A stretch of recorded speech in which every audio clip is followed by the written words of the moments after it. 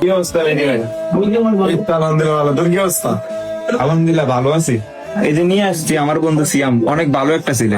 আসসালামু আলাইকুম ভাই, কেমন আছেন? ওয়ালাইকুম আসসালাম। ভালো। তোমার কি অবস্থা?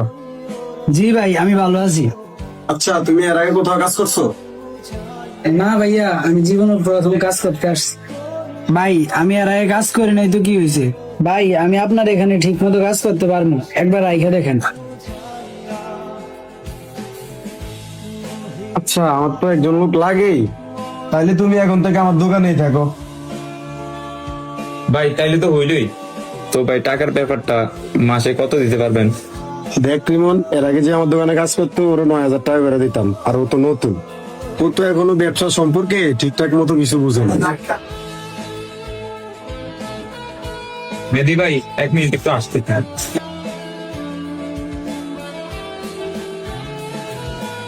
রিমন, তুই তো আমার অবস্থাটা বুঝিস, এই টাকা তো হইব না রে বন্ধু। আমার তো স্ত্রীতে আছে 20,000 টাকা, সামনে তো আবার বন্ধু শোন, তুই এমনিতে কোনো কাজ পারস না, এই টাকা এখানে কয়দিন কর, পর আমি দেখতেছি। আচ্ছা ঠিক আছে।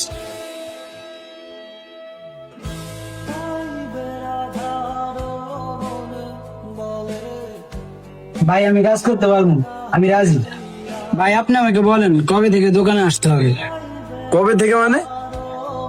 বন্ধু এটা একটা কাপড়ের দোকান, এখন আবার রমজান মাস, তুই এখন থেকে কাজ শুরু করে দে। আচ্ছা ঠিক আছে বন্ধু। আচ্ছা ঠিক আছে, ঠিকঠাক মতো কাজ করিস। আমি এখন যাই। মেহেদী ভাই যাই।